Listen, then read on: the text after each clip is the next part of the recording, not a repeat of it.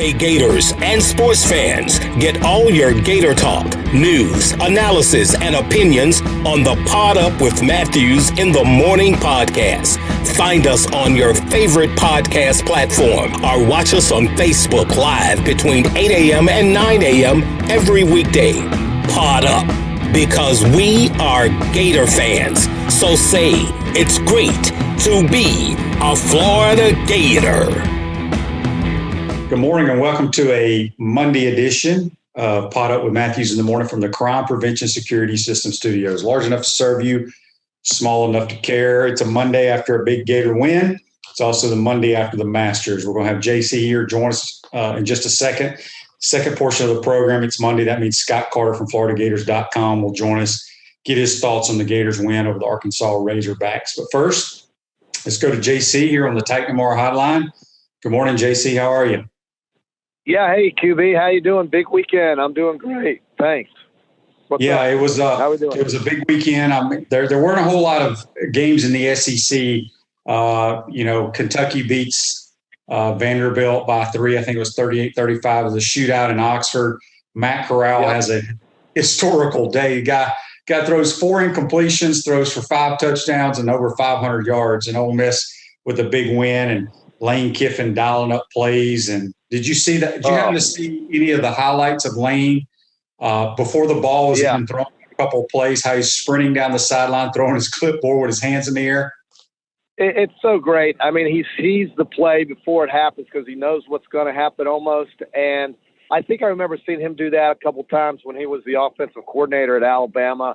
And this guy, I heard Greg McElroy yesterday say something that I agree with, and that is that Lane Kiffin has brought attention to Ole Miss football and is almost creating a system and a way of playing the game, much like the way Oklahoma plays, and that Ole Miss is going to is becoming the Oklahoma of the SEC, at least with the way they play offensively, and maybe even defensively when you think about it. But he's really the talk of the state of Mississippi. I was in Mississippi over the weekend, and they're really excited about what Lane Kiffin has brought to that program, and not so much with what's going on in Starkville.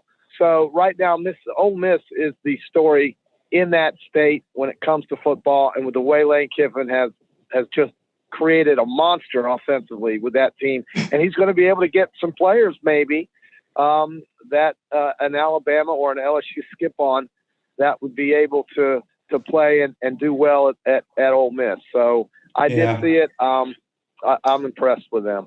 Yeah, I mean, it's impressive. They're still he's going to be the talk. He's going to have a good offense, but they're not going to compete in the West. No, ever. I get it. I get it. They're going to win their 4, 5, 6, maybe 7 games in a regular year, but they're not going to win more than that. So JC Gators just dominate the Hogs. I was there. I had to do national radio, color for touchdown radio. I will say this. I told you I thought it was going to be blowout city because Arkansas, they're a great story. Sam Pittman's done a great job. Felipe's played well. Their defense has been bend but don't break. But I knew from a talent standpoint, they were not very good. And good gracious, seeing it in person, they are bad. Let's take nothing away from the Gators because it was a great win. Trask was outstanding, all the other players. But I don't know if I've seen in all my years of watching college football, they were the most vanilla defense. Like when I say they played like soft cover 2, it's like what you see on Friday nights. And when I say they played cover 3, old school cover 3, it's like what you see these local high schools playing. Take nothing away from what we did because we still have to throw and catch. But it was the other thing too is Dan Mullen is dialing up plays and getting dudes wide open. And, I know. It's fun to watch. There's no question about it. It was. And from my standpoint, they got 3 down linemen. Just there's no pressure on Trask, and I don't care how many guys. 3 down linemen, 2 linebackers, and then I get 6 in the back.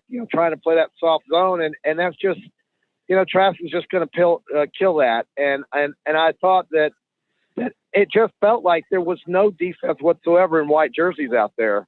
And Florida could do anything they wanted, which is pretty much what you just said. But I was happy for Trayvon Grimes because shortly after, he gets invited to the Senior Bowl now. And that's kind of cool for him. Trask setting records is a big conversation piece now. 6 touchdown passes, I think more than anybody at this point who's played at Florida in the season. And I got to say that, there's been a lot of buzz about the way Florida is really is just a juggernaut right now on offense. And yeah, Arkansas is a good little story, and maybe they win 5 or 6 games. But, this is what we're going to see now for the rest of the year probably from Florida until they play the Alabama team in the SEC championship. So, you've got Mississippi. Let's see, you got Vanderbilt, you got Tennessee, you've got Kentucky. Is it Kentucky? Who am I forgetting? Well, you got LSU, but I don't think they're going to play LSU. Yeah, probably not. They'll probably just cancel that game outright. It seems like that's the way it's feeling right now. But Florida feels like the part right now. Notre Dame feels like a team that can really be legit contenders for the college football playoff. And I'm getting that feeling about the Gators too, because I like the way their offensive line is blocking. I thought DeLance played a great game. Defensively, they just seem to be getting better, albeit, Arkansas is not going to scare you, even though they scored 35 points. I still feel like Florida's defensively playing a little bit better. I think stopping the run will be the key for Florida, though, if they're going to have something special, because that's what they're going to see when they play Alabama. So I don't know. I think I think it's going to be interesting here as long as everybody can stay healthy, and hopefully we don't have any disruptions the rest of the way. But it's exciting. I thought Jacob. Was it Copeland? I thought he was very impressive. I loved Zipper. Kewan Zipper. It was.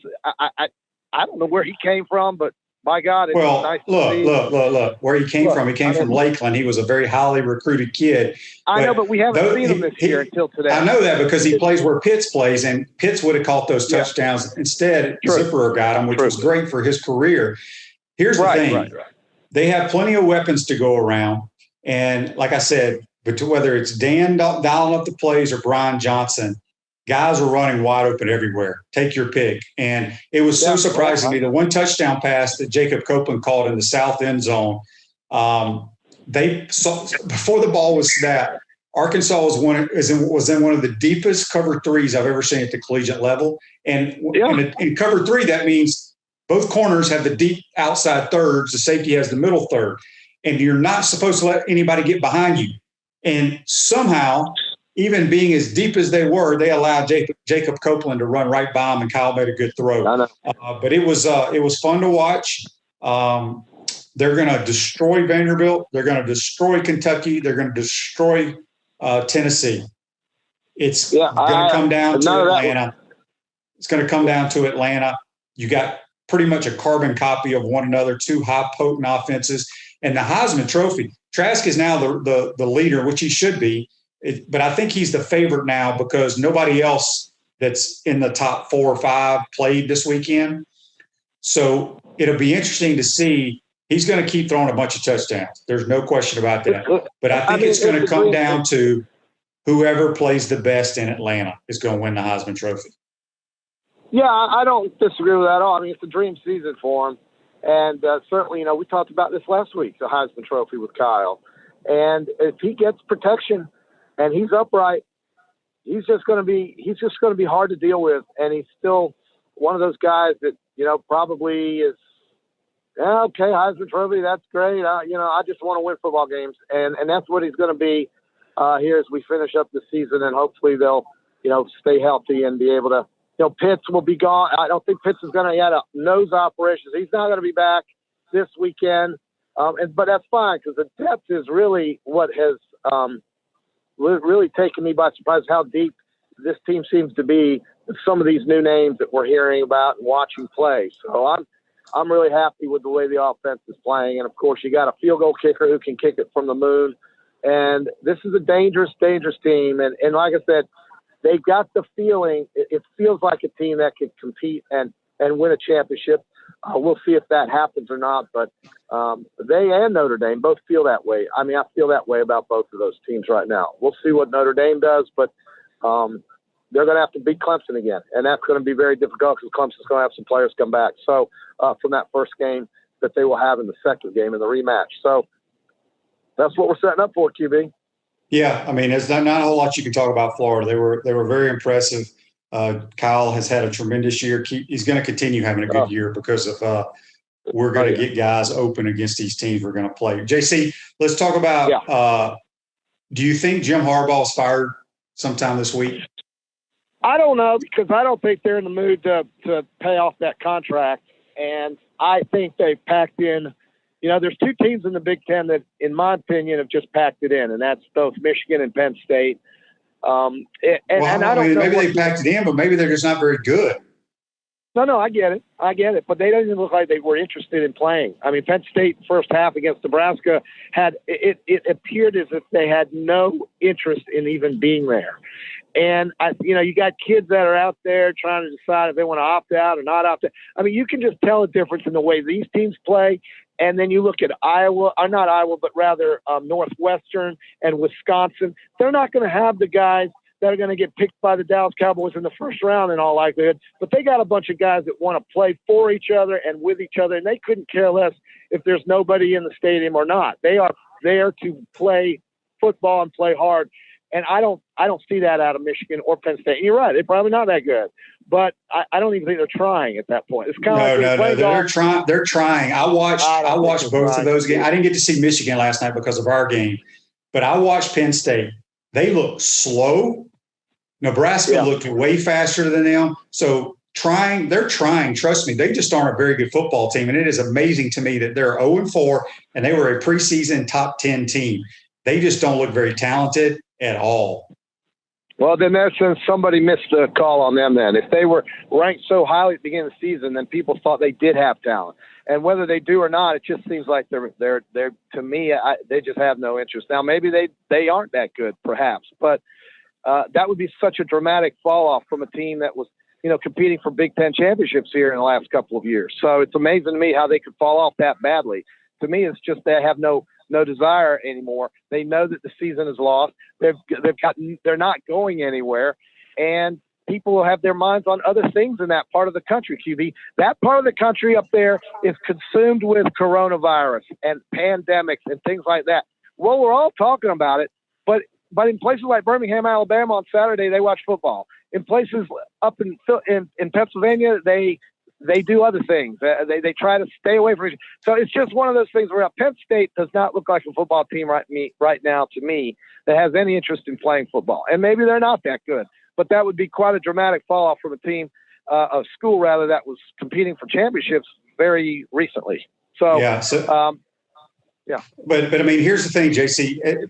You're saying they're not interested, but I don't know any athlete that anytime they're keeping score has not tried. So I don't buy that one bit. I just don't think they're a very good football team at all. So we don't think Jim Harbaugh is going to be fired, but Will Muschamp was fired. Yes, Will Muschamp was fired yesterday. So who do you think is going to be the next coach at South Carolina? It's tough. I mean, South Carolina's got to figure out what kind of football do they want to play. And we talked about coaching carousels and hot seats a couple weeks ago, and you were saying how teams that are looking for a coach need somebody with an offensive mindset. So the first name that obviously comes to mind is Hugh Freeze up at Liberty, but he just signed an extension and he seemed very happy with where he was. And I think to get him out of a place like Liberty, it's going to take a special job. South Carolina is not a special job, I don't think, for a guy like that, because you're going to be dealing with Georgia and Florida every single year. And I don't know if that's where he wants to go or want to go. Yeah, but he was at Ole Miss. He was, but that was when he was starting his career as a head coach too. And Archie Manning got him that job. I don't know who at South Carolina. Who's gonna endorse Hugh Freeze at South Carolina? Maybe somebody, but I think that they're going to have to find somebody like a Hugh Freeze. I just don't think it's going to be Hugh Freeze, but it could be, I suppose. But I just think they're going to have to find, like you, they're going to have to find a guy with an offensive mindset that's going to get that school back to respectability, like when Coach Spurrier was there. But that's the thing. That's the thing is that your quote right there just astonishes me. You know why? Because South Carolina, until Steve Spurrier became their head coach, had no respectability. I know, but they got to be. But listen, I understand that, but they had 11 years with him, or 9, or however many it was. So they've won games. They've won the SEC East a couple times. So why can't they expect to win games again with somebody who wants to be at South Carolina and show them how to score points? Well, the only person that they need to hire is Hugh Freeze, because if you go out and you hire anybody that has a defensive background, you're a complete moron. Well, you think they're feeling like idiots at Cincinnati right now? Well, okay, bring Luke Fickell to the SEC and let's see what happens. I'm telling you right now, there is no way I would hire anybody that has a defensive background. No way. Well, give me another name other than Hugh Freeze then. Go ahead. What about Josh Heupel? Yeah, I can see that's a good one. Yeah, that's a good name. He's got recruiting contacts here in Florida. That could be somebody I would probably expect that before I would expect Hugh Freeze to leave Liberty for that job. I think one day Hugh Freeze will leave Liberty, but it might be for a program with a little bit more history or a little bit better chance to do something big. Michigan? Yeah, I mean, exactly. I mean, something like that. And you never know who else in the ACC, perhaps. Maybe somebody in the ACC. But it's just amazing. You know, we had another good weekend, QB, but I beat you. I beat you by a game. You go 6-4. I went 7-3 because I had the Dolphins, Miami Dolphins. Yeah, and that just seemed fishy to me. There was no. I would have taken the Dolphins, but them being a 3-point favorite made no sense to me at all. Yeah. Well, and look, you were right about Wisconsin. I don't know what I was thinking, but you also had South Carolina, and I had Ole Miss. So, it was close. Right now, Ole Miss scored 17 in the fourth quarter. No, it's true. It was. And South Carolina, I thought was going to cover that game, watching it for the most part. But I think overall the weekend was pretty good. I think that we saw some exciting football games, but I just think in the Big Ten, it's just so basic to me. It's Wisconsin, it's Northwestern, and it's Ohio State. And Wisconsin and Northwestern are close, but they're not going to be able to beat Ohio State, neither one of them. And so, it is Ohio State. Wisconsin, and in my opinion, Wisconsin and Northwestern are very average. It's no different in the SEC this year. You know, this might be the weakest year I've seen the SEC in a long time. It's Alabama and Florida. They're real, and I guess A&M. So there's only three teams that are good football teams. Everybody else is very average. You know, and A&M, if Florida played A&M today or tomorrow, I'd probably pick the Gators, right? But you can't discredit or discount what happened on the field already.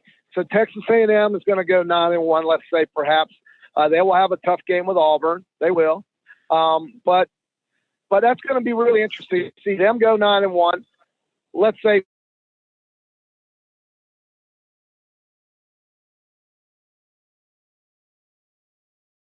Notre Dame in a close game. They're going to have some things to think about in that committee because that's 5 teams. And last time I heard there's only 4 that they do. And I wish in a year like this they would expand the college football playoff, but they won't do that. I don't know why. I don't know why they can't. I know it's hard to, and it's kind of late, but they still can get it done because the whole holdup to this 14 playoff, especially when the Rose Bowl is one of the playoff games. They've always stated that they would not play. It had to be on January 1st. The guy in charge, whether his name, not the commissioner, whoever's in charge of the Rose Bowl game, has come out publicly and said they are willing to move it. Well, and you know why, correct? Do you know why? No, the reason why is because the reason why is because they can't have the parade. It was about that parade. They had to do the parade, right? Well, they're not going to have a parade this year, so that gives them an out on moving. And that's dumb. Well, how about you can have a parade on January 1st and not play the dang game that day? I'm just telling you that's the reason why they're not doing it, or why they didn't do it in the past. And I think people are just going to have to get off this New Year's Eve idea. And this, look, football this year is different. There's nothing normal about it, okay? And they got to do some things. Why not push the season all the way through the end of January and let these other teams play some games and get some real qualifiers in there outside of the 3 that we already know is going to be in it, or 4 or 5. Just play more games. But because if Ohio State, they're not going to play 8 games. Now they're going to play 7, and we don't even know if they're going to play 7. They may only play 6. So now you're telling me you've got Florida, Texas A&M, Alabama, let's just say those 3 right there. They're going to play perhaps 10 games. You got Ohio State playing 6 games if they get another one canceled, because they're not making up the Maryland game. The Big Ten has been set up in a way that doesn't allow for many contingencies or any contingencies. So I don't know. Yeah. It's ridiculous. Well, what I was going to bring up, we only got a few more minutes with you, JC, here, and we want to talk Masters. Okay, but I next week, Indiana plays Ohio State. That's the big game in the Big Ten. I watched Indiana play. Another great story. They played Michigan State. I flipped through the channels on that game, and in 5 plays, Michigan State had 3 turnovers in 5 plays. Yeah, they have awful. some of they have some of the worst quarterback play I think I've ever seen. And and I'm glad. It's crazy. It's terrible. I'm glad you mentioned Indiana, because I left them out there when I was giving you my Big Ten roundup. But yes, Indiana is a great story. They'll play Ohio State hard, but they're not going to win. And good for them, though. They can finish the year with 1 loss. That'd be a tremendous successful season, going 7-1 or whatever it is that they end up going, if they do make it that far with those 8 games. But I'm glad you mentioned Indiana. How about this for the Rose Bowl? Just play the Pac-12 championship game, call it the Rose Bowl, and we'll move on, because nobody from the Pac-12 is going to do anything. As far as the Masters goes, QB, I just want to know, or I didn't know, I should say, that Dustin Johnson sets a record with a score, but he only had 4. Think about this. He only had 4 bogeys. 4. Well, let me tell you something. I watched pretty much the Masters from all day long. It was so good having it in the morning, even on a Saturday with college football. It was great having it Sunday, even on Thursday and Friday. But I love Augusta National, but they have got to grow the rough, so these guys aren't shooting 20 under par. It's the par 5s I like, because so much action can happen on them. Guys can make eagles and get into the tournament and make some noise. But when they don't, they never have. They've never grown the rough up there. If they would grow it up about 3 or 4 inches, I really think that would help that golf course out. Well, I agree. I mean, 20 under is crazy. But you're right. It was different. Again, another different type of thing, no gallery. But I just can't believe this guy. He had 2 bogeys in the final round, but he had 4 bogeys the entire tournament, all 4 rounds. That's just too easy. It's too easy. Yep, it's way too easy. And a lot of young guys played well in that tournament. It was still fun to watch, no question about it. But, yeah, Dustin Johnson deserved to win it. He played the best golf from the beginning to the end. Who did you pick to win the tournament? It was Justin Thomas, right? It was JT, JT. Yeah, and I picked Xander Schauffele. They both played well. Justin played better than Xander did. What's amazing is you see how Bernhard Langer, he shot like 4 under for the entire tournament at 63 years old. That's amazing. Yeah, he's a tremendous athlete. He really is. Kind of like you, JC, right? No question about it. Get better with age, QB. Hang on, refresh your vehicle and your brand with a vehicle wrap from Wrap Spot. November is your lucky month at Wrap Spot. Mention promo code Shane and receive 13% off your vehicle wrap. Anything stand out to you in the NFL yesterday? I think the Dolphins are making some real waves. Obviously, they took a risk putting Tua in. It's paid off so far. They're 3-0 with him. I think that's impressive, and I like with the Rams, how they play with Seattle. I just think it's still too early. I think Tampa Bay bouncing back was very important. I like that. I thought that was impressive, even though it was only against Carolina. It's still the NFL. So, the Giants at 3-7 have a stranglehold on the NFC East. How about that? So, I don't know. I mean, I just thought it was impressive to see what Miami did. Well, they're playing well. They got a really good defense, and Tua played well. They're getting a bunch of turnovers. It's crazy. Drew Brees was injured. I don't know how severe it is. Jameis Winston came in and beat the 49ers. But if the Saints don't have Drew Brees, they're not the same team. I agree. All right, JC, who's Alabama got this week? Kentucky. Oh, boy. Kentucky, big win over Vandy at 38-35. Yeah. They rushed for over 300 yards. They threw for about 120. And we had the over. We both took the over. That's right. We did, didn't we? Yes, we did. All right, JC. Well, we appreciate you joining the program, man. All right. We'll see you Wednesday. All right. Take care. That's JC joining us on the Titan MR hotline. Now we're going to go to our This Day in Sports, which is brought to you from the good folks at Comfort Temp. At Comfort Temp, comfort is our business. Peace of mind is our promise. This month, get a free annual maintenance plan with every residential duct cleaning purchase. That's $199 value. Our service department is available 24 hours a day, 7 days a week for your convenience. This Day in Sports, 1957, Boston Celtics, Bill Russell sets an NBA record with 49 rebounds in a win.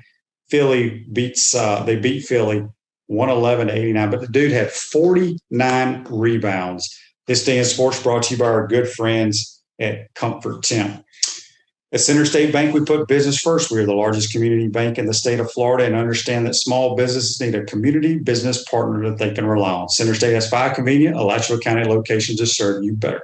Center State Bank, member FDIC. And we come back, we're going to be joined by FloridaGators.com, Scott Carter, talking a little bit about the Gators' big win over the Arkansas Razorbacks and Kyle Trask's historical year so far. You're watching and listening to Pot Up with Matthews in the Morning from the Crime Prevention Security System Studios. We'll be right back. This is Shane Matthews. Thank you for listening to Pot Up with Matthews in the Morning. You can also check me out on Inside the Huddle with Steve Russell. Security systems, large enough to serve you, small enough to care. Titan MRI, Gainesville's only locally owned and operated MRI facility. Meldon Law, where you matter most. Peachland Dental, Gator Nation's first choice for dentistry in Port Charlotte. Comfort Temp. Comfort is our business. Peace of mind is our promise. Celebration Point Town Center. Center State Bank. Chris Doring Mortgage. Some of our touchdown sponsors are Campus USA Credit Union, Adams Ribs, Doreen Wiebe Realtor, Caldwell Banker MM Parish, Gator Dominoes, Celebrate Primary Care, Davis Gainesville Chevrolet, Miapa Latin Cafe, Rap Spot, Okido America, Gators Dockside, Radware for all your promotional needs, Style Cuts, Ironwood Golf Course, TB Financial, Meadowbrook Golf Course, Dar Shakow Insurance. If you are interested in promoting your business on the show, you can visit our website, potupwithshane.com, and click the advertise button or call Freddie at 352-284-3733. Again, thank you for all the great businesses that support the show. Please remember, if you like what we are doing here, thank our sponsors and support the businesses that support us. Welcome back to Pot Up with Matthews in the Morning from the Crime Prevention Security System Studios. Celebration Point's where the Gators come to celebrate with premium brands like Bass Pro Shop, Tommy Hilfiger, Hotel Indigo, Nike, Skechers, Sushi Hana, and coming spring of 2021, the HBC's new restaurant, Spurrier's Gridiron Grill, and Visor's Rooftop Bar. We will see you at Celebration Point, where the Gators come to celebrate. We're going to go back to the Titan MR hotline now. We're joined by FloridaGators.com senior writer Scott Carter. Good morning, Scott. How are you? Hey, Shane, doing well, man. It's funny you just mentioned the HBC. I rode down on the elevator with him after the game last night. He was leaving about the time I was going down to my office. And he even liked that Gators performance. He talked a second about the offense. Yeah, I tell you what, it's you're a big stat guy. You have to follow all the stats, all the stories you've been writing for years. Is this the most explosive offense statistically that Florida's ever had? I don't think it's quite yet there, Shane. I mean, obviously those offenses under Spurrier, I mean, some of those, I don't have the numbers in front of me, but I still always remember that 95 team. I mean, watching those guys play that year, there was hardly any games that were within 25, 30 points, and they were racking up yards. But I think what's happened here is that we've had a little bit of a drought, and now you're coming back and we're seeing stuff from this current Gators offense that's reminding us of, stuff, quite frankly, from your day and Danny Werfel and Rex Grossman. And I mean, it's been fun to see, and you had the element of the Kyle Trask story. I mean, you can't write this or make this up. I mean, it's just a truly great story. And then he's trying to add a little bit of another chapter here to it, Shane. Yeah, I tell you, he is playing phenomenal. And Scott, I was fortunate enough to do I had to do color for Touchdown Radio. The national game of the week for them was the Florida-Arkansas game. So it was my first time ever doing color on national radio. And I tell you what, first of all, I talked to JC about this earlier before you came on. Give Arkansas kudos what they've done this year. Yeah. But boy, they just ain't real good on defense. They don't have much talent at all. And give Dan Mullen and Brian Johnson a lot of credit. They had a tremendous game plan and they got guys open. But Trask and these kids had to go out and execute, and they've done a phenomenal job. And he is just on a historical pace where he is making all the throws. He's putting it right on the money. He's so accurate. He's checking it down when he needs to. I mean, gosh, it won't shock me if he doesn't throw 6 or 7 touchdowns next week against Vanderbilt. No, I mean, they're going to be clearly the heavy favorite in that game, and they're going to have a clear advantage with Kyle Trask in that offense. And to kind of build on your point, about last night, you're right. The Arkansas, they came in 3-3. They've done a really good job with, Sam Pittman, the head coach there, to rebuild that culture. But they've still got some ways to go. And the Gators clearly were the better team last night. I'm like you. I thought they had a very good game plan to spread the ball around without Kyle Pitts, their number one guy, available. They clearly were looking to get some guys involved that we haven't seen much. Jacob Copeland or Keon Zipper had a couple of touchdowns. Justin Shorter had another one. Of course, Trayvon Grimes with the first 2. But it all starts with Kyle Trask. And, just sitting there watching the game with my naked eye live, Shane, I was just thinking to myself, yeah, they're running up and down the field. They're scoring points. We've seen this before. But I thought Trask just looked exceptionally sharp. I mean, he was throwing the ball so well. The guys were making plays. And it looked to me like he's gotten better since game 1 to game 6. And he's obviously – his confidence is at an all-time high, I'm sure. But I just thought it was maybe his finest performance with the Gators. And that's coming off a game when he threw 474 yards. Yeah, he looked really, really good, no question about it. And I think it goes down to, as the season has progressed, he's obviously gotten better. I don't want to say look more comfortable, because he looks comfortable out there. He's so composed. But gosh, he knows where he's supposed to go with the football. He doesn't hold, every now and then he'll hold it, but he doesn't really take sacks. He knows when to throw it away. But that goes to show you he is so well coached, because he knows that offense. He knows why we're calling this play. The one of my favorite throws of the night was going towards the north end zone. We faked a wide receiver screen and they hit Zipper up the seam. And he had to throw what we like, Coach Spur used to call a high straight ball. You can't line drive it in there, because the linebacker is going to intercept it. You can't really lob it, because even though they was down in the red zone, he'd throw it out of the back of the end zone. So he just threw it right over. I think it was bumper pool, their linebackers, outstretched arms. It was a perfect throw to Zipper right there on the back end line. yeah, he's got all the pitches, I like to say. He drops them in. He knows when to drive the football. But, yeah, and here's the other great thing, Scott, is we don't drop the football very often. No. I mean, they're making the plays. I mean, that catch Justin Shorter had last night, that's a play, Shane, that quite frankly the Gators went several years last decade without having guys to be able to make that catch. And now we're seeing it regularly. We saw Grimes make that great catch against Georgia where he went up and got the ball. Obviously, Kyle Pitts, we've talked about him and what a difference maker he is. That's just talent, good coaching. And one of my favorite things last night, Shane, that I thought was funny, I mean, as good as Kyle Trask was, Dan Mullen was asked after the game, about, I don't know if you noticed, where Mullen was really kind of in his ear after that fifth touchdown pass of the game to Zipper. It was that little 5-yard pass, but he had missed a read right before that.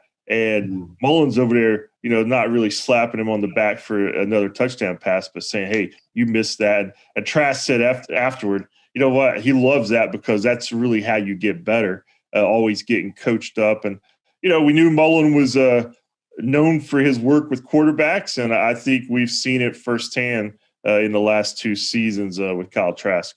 Yeah, the thing, I agree 100% with what Kyle's saying there. You want to be coached hard.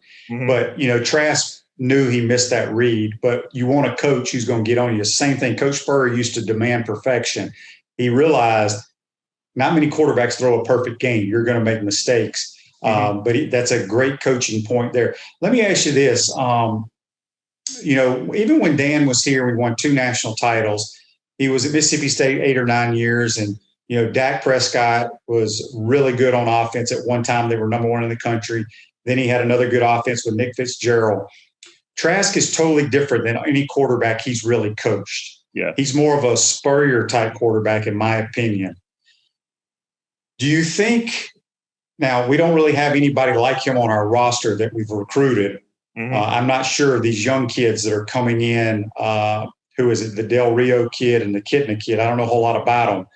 Are they more throwers or the dual threat guys like Emory and Anthony Richardson? Because, I think Gator fans kind of like what they're seeing throwing this football. And I tried to warn them, next year it's going to be a lot of quarterback powers and we ain't going to be throwing the football like this. Yeah, I mean, it's true. I mean, the guys they have coming in, I mean, obviously they can throw it. They have a track record there. But, no, they're not your traditional drop back passers like Trask is. They're more out of the mold of Emory Jones and Anthony Richardson. And you're right. The offense, the quarterback play is going to look different next year with whoever they have back there starting. That's just why, I think that's why you see Mullen this year really kind of I don't want to say be on edge, but he knows what he's got here. He knows that Trask has a special season, and he's really trying to get the most out of it while it's here. And you don't get these opportunities long. And I think it goes to show, again, a different side of his coaching mind, because he's had to change some things that he's done in his career to make this work. And that's what good coaches do. And it's been interesting to see it unfold. And the running game is what it is. They're suddenly not going to be a 200-yard rushing team. It's going to be Kyle Trask in the passing game carries Florida ever how far to get this year. Yeah, and last night, during the game, you could see Florida usually has a couple of formations that they throw at a defense. The formation of the week was an unbalanced 3 receivers to one side, the tight end to the same side, the tailback to the same side, and we ran the quarterback power that way. Yeah. We ran that formation 3 times. The first 2 times we got first downs running Kyle, which if any other Gator fans are like me, I don't want him carrying the football at all. And then we lined up in that formation going towards the south end zone, and he faked it and threw a wheel route to Trey Grimes for about a 30-yard gainer. So I think Coach Mullen and the staff are doing a phenomenal job dialing up ball plays. But let me ask you this. Kyle Trask is supposedly now the favorite to win the Heisman Trophy. I don't think any of the other top 4 or 5 guys played this past weekend, so maybe that has something to do with it. But in my opinion, he should be the leader. Yeah, I mean, it's hard to argue that he doesn't have, the numbers. I mean, he does. I mean, what he's doing with 28 touchdowns through 6 games. Goodness, I was tweeting out stuff earlier just on some of his places in the record book. I mean, he's got 54 career touchdown passes now. I mean, at the start of the year, he had 26. He's climbing the list, Shane. He might catch you by the end of the season. He might. He could easily. But I mean, in all seriousness, if you're talking about Kyle Trask now in the Heisman race, I think maybe 3 weeks ago, people around the country may have rolled their eyes a little bit. But now he's had a couple of really big breakout games, obviously against Georgia on national TV. And then Saturday's game against Arkansas was so much hype because of the return of Felipe Franks, the guy who was responsible basically for keeping him on the bench for most of his time at Florida.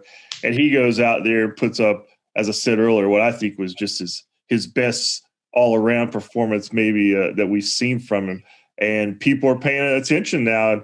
And like Mullen said last night after the game, players, when your team continues to win and have a chance at big things later on in the year. Obviously, he was the offensive coordinator when Tebow won the Heisman in 2007. So he's seen this before. He's seen how it builds. And it's got some similarities to that from what he was saying last night. But the key is for the Gators to keep taking care of business. And if Trask is leading the way, he's just naturally going to get a lot of attention for the Heisman. Absolutely. Refresh your vehicle and your brand with a vehicle wrap from Wrap Spot. November is your lucky month at Wrap Spot. Mention promo code Shane and receive 13% off your vehicle wrap. We're speaking with Scott Carter. Got a few more minutes with him here on the Titan Mar Hotline. You're talking about usually the person that wins the Heisman, their team has to have a lot of success. Can you imagine? And I know we still have Vandy, Kentucky, Tennessee, possibly LSU. I think that game's going to get canceled personally. Yeah. Can you imagine if Florida goes to Atlanta sitting at 8-1 against a 9-0 Alabama team, because we know Mac Jones in the next couple of weeks is going to throw for a ton of touchdowns too. Yep. With the SEC championship game on the line, with a spot in the 14 playoff on the line, basically the Heisman Trophy on the line as well. Man, wouldn't that be something? That would be, and that's why, we all like being around this and covering it and doing what we do, because that's really why you do it. And of course, you follow Florida football for the last 30 years or so. These moments used to come along a lot more often, and we really haven't had many of them in recent years. But the Alabama-Florida game, if that happens, Shane, it's going to be almost – you flip it back to really the Tebow years when it was Alabama and Florida in a couple of back-to-back years. Obviously, Florida won the first one in 2008, won the national championship in 2009. Alabama won and kind of took control of the SEC. So there's going to be a lot of storylines as Florida finally taking control back of the SEC. And Gator fans will certainly welcome that game. And, man, it would be fun because, like you said, the whole Heisman Trophy conversation being such a part of that would be fun too. And I think with the way offenses are this year, Shane, it might be unlike any Florida-Alabama game we've ever seen. It might be one of those 55-54 games. Yeah, no doubt. And unfortunately, it won't be a sold-out Mercedes-Benz stadium. No. I'm curious how many people are going to let go in that ballpark. Let me ask this. After the game, I thought it was very cool. I think it was all over Twitter, pictures of the entire Gator team waiting to hug Felipe Franks. Coach Mullen had a moment with him. Trask did. That goes to show you what these guys on this team thought of Felipe Franks. Yeah, I mean, anybody you ask in the program, I mean, Felipe is really well respected there. He's well liked. And I was kind of disappointed that when he first came out, you heard some boos on him because Felipe. Yeah, I didn't like that. Felipe is one of those guys. You know what? He's night and day different from Trask in terms of personality. I mean, he's a guy who wears his emotion on his sleeve some. And we saw him grow up a lot at Florida. And, he took some lumps. But you know what? He made the Gators better during his career here. And You like to see him having success at Arkansas. And, it was really, like you said, it was really a cool moment to see not only Mullen and Trask, but, Brian Johnson, John Hevesy. I was watching him kind of afterward. But so many of his ex-teammates came over to say hi afterward. And that's what you want to see. And that just, again, shows what he really meant inside that locker room. Yeah, it shows what kind of person he is, too, because I can't even imagine, Scott, here's this guy that, I get hurt. He takes over the job, and now he is playing at a level like nobody's ever seen. And he's got a chance to take the team to win an SEC title, maybe a national title. He's in the Heisman hunt. And, he's a guy that is probably happy that Kyle is doing well.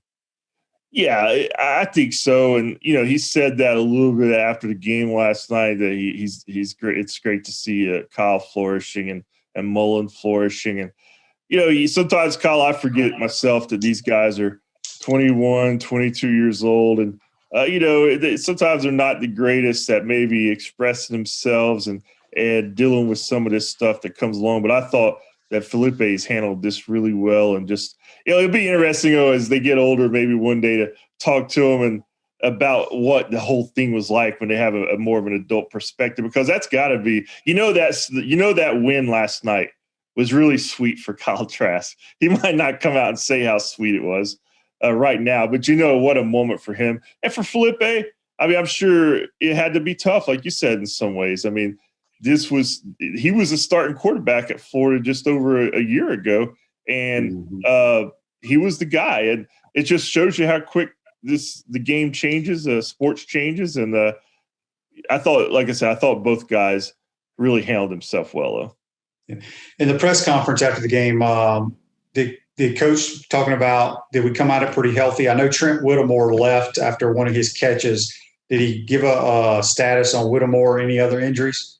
Not on Whittemore. That was one of those things that kind of became more obvious after Mullen, when a couple of players tweeted about him being hurt of some kind. I don't know the seriousness of that or anything. The biggest injury thing after the game, Shane, was obviously Kyle Pitts had the nose surgery last week. And obviously he's going to miss Vanderbilt game. And then I think they're hoping to get him back for the one after that. So, again, that's just one of those injuries that they're going to be very, very careful with. And they won't get him back out there until he's 100%. And, you could tell some ways he was not on the field last night, but in other ways you couldn't, because of those other guys we talked about earlier making plays. So those were the main couple of injury news. And I don't know about Jeremiah Moon, if he's going to be back for Vanderbilt too. I think that's one area where you could tell early in the game they were missing some help at linebacker with him and James Houston out. That hurt him some. Yes, I forgot about Houston not playing. Well, it was good to see. I thought the defense played well at times. Obviously, they gave up a couple of big plays that were good throws and catches, but the scoop and score by Zach Carter had to be fun for Todd Grantham. Oh, no doubt. It was fun for Zach Carter, too, because, his last time in the swamp wasn't so great for him. Right. But he said he hadn't done one of those scoop and scores since he was 8 years old playing Little League football. So that was a nice play. Just, they did give up some big plays, like you said, Shane. The lead was so big most of the second half. You often see some things like that. I think they'll want to tighten up again. But, this week's games probably got a chance to play out in a similar way. I could easily see them blowing Vanderbilt out. I saw where they're 0-6. That's their worst start since 1998. So the Vanderbilt-Florida game has been tighter in recent years because Vanderbilt was improved, but this is not a very good Vanderbilt team. So it does give the defense maybe a chance to work on some things this week and see if they can execute it up in Nashville. Yeah. I know Will Muschamp, there are reports that Will Muschamp was fired by South Carolina yesterday. You and I both know Will very well. Great guy. I think he's a good football coach, maybe just not a head coach. Mm-hmm. Where do you think South Carolina goes? I told JC earlier, if I'm the athletic director, I don't hire anyone that is defensive minded at all. I know Luke Fickell, say what you want to say, what he's doing at Cincinnati, it's all great, but I'm going to find me an offensive guy. I'm totally there with you on that. I just think with where the game is right now, I think offense is where it's at. I think you need expertise on that side of the ball. You need guys who can really recruit at an elite level on that side of the ball. And I'm like you with Will Muschamp, Shane. I mean, I've always liked Will. I enjoyed kind of, working around him at Florida. And you wish that it worked out better for him. But then he's a guy that rebounds well. He got the South Carolina job. And you wondered, if he could turn it around up there or, be better than what happened at Florida. And unfortunately, it didn't work out for him like the way he envisioned. And I think you saw a lot of the reasons were very similar to some of the issues he had at Florida. He was able to recruit defensively and had some good defenses, although I know this year they haven't been very good defensively, but most of his time there they were. So now, they'll look elsewhere, but I don't know big picture, like who's the hot name out there offensively. But I totally am looking to go offense, and I'm going maybe with someone who, it's an opportunity for them to, make their name. Whereas there's so many times in the SEC, it seems like there's been a recycle of coaches in recent years. And hey, sometimes it works out great when you get a Dan Mullen, but Dan Mullen was hot at Mississippi State. He was doing things there. And Muschamp, it didn't work out at South Carolina for them. So you wish Dan's never been fired. That's right. Exactly. He's won, and the other thing, you bring that up, I believe his record at Florida now is 26-6, the same exact record that the HBC and Urban had through 32 games. Yeah, how about that? That tells you you're getting something. You're doing something right when you have that record. And again, I mean, you're right. He never got fired. He just changed, went from one SEC school to another. Kind of like Muschamp's done a lot in his career as a coordinator and head coach. And I don't know. It's going to be – there's some pressure there. I mean, South Carolina is obviously like so many of these schools. They've put a lot of money in facilities in the last decade. Expectations are probably oversized at most of these schools in the league because of the SEC's dominance, over the last 10 to 12 years. And everybody wants to do what Alabama's doing and what LSU's done and now what Florida's trying to do. It's really hard. It's hard, Shane, and only a few programs can do it. So South Carolina will try to reboot and see who they get next. Last thing for you. I don't know if John Hevesy spoke to the media after the game or not, but did he have any thoughts on how he thought the offensive line played? Yeah, he didn't talk afterward, and if I'm just thinking off the top of my head, I don't remember Mullen saying anything specifically because so much of the time in the post game was really just about Trask and Franks and that matchup. I just think they've done a tremendous job in the last few games, pass protecting.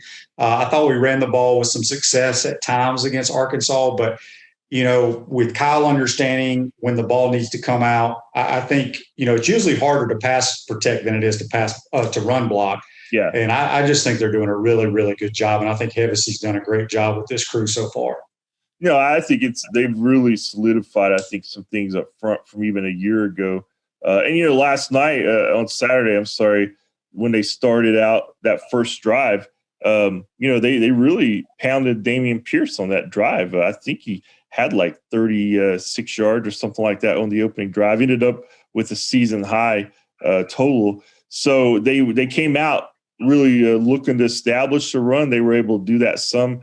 But then, Trask gets in a rhythm in that passing game, and that's gonna take over. But my theory on the offensive line has always been the same, Shane. When you don't hear about them a lot during the game, they must be doing something right. And I don't recall hearing about a lot in the game. It was all about Kyle Trask dropping back, looking around the field, and hitting these guys open. So that means they're doing their job. No doubt about it. One other last thing. Back in the day, programs had the sports information departments used to do the whole media hype, whether they some type of mail outs or whatever. Yeah. I guess with social media and stuff, you really don't mail stuff out anymore. But has Florida talked about doing anything like that for him, or is it just kind of going to happen naturally? Yeah, I think it's been more organically, but you're right. It's mostly social media now, and even the team, with their social media accounts, they do a lot of stuff along those lines. But those are conversations that I think we'll probably be having because you still are trying to produce, I guess, awareness for a candidate like Kyle. And again, like we spoke earlier, I think 2 or 3 weeks ago, he was kind of like on the fringe. Let's see how Florida does. Let's see if he can keep this up. Well, they beat Georgia. Then he has a blowout against Arkansas and Felipe Franks. And suddenly he is, like you said, the hot guy this week. So I think you're going to see some things there from Florida, maybe to get some awareness created and to see what can happen, because they would love to have a fourth statue out there, Shane. No doubt about it. And it could happen for sure. Scott, appreciate you taking the time, my man. We'll talk to you next week. All right, Shane, have a good one, bud. Yep, that's Scott Carter. Join us on the Titan MR Hotline. We're going to take our final time out of the program. When we come back, we'll wrap this show up. You're watching and listening to Pod Up with Matthews in the Morning from the Crime Prevention Security System Studios. We'll be right back. We want to take this moment to thank all our sponsors who keep the show going and pay the bills. Our Gridiron sponsors are Crime Prevention Security Systems, large enough to serve you, small enough to care. Titan MRI, Gainesville's only locally owned and operated MRI facility. Meldon Law, where you matter most. Peachland Dental, Gator Nation's first choice for dentistry in Port Charlotte. Comfort Temp. Comfort is our business. Peace of mind is our promise. Celebration Point Town Center. Center State Bank. Chris Doring Mortgage. Some of our touchdown sponsors are Pomodoro Cafe. Big Mills Cheesesteaks. MB Listing. Cornerstone Financial. McDonald's Gainesville. My IT Masters. Gainesville Neon and Signs. 84 Lumber. Tropical Smoothie. Chick-fil-A on Archer Road. Aver and Smith Personal Injury Attorneys. Orange Theory Fitness. PRP Regeneration Specialist. And Dowling Signs. If you are interested in promoting your business on the show, you can visit our website, podupwithshane.com, and click the advertise button or call Freddie at 352-284-3733. Again, thank you for all the great businesses that support the show. Please remember, if you like what we are doing here, thank our sponsors and support the businesses that support us. Welcome back to this Monday edition of Pod Up with Matthews in the Morning from the Crime Prevention Security System Studios, large enough to serve you, small enough to care. Folks, make sure you follow and like us on Facebook Live, YouTube, Spotify, and Apple Podcasts. Today's show's a wrap, brought to you by Wrap Spot. Be safe out there. We'll see you tomorrow.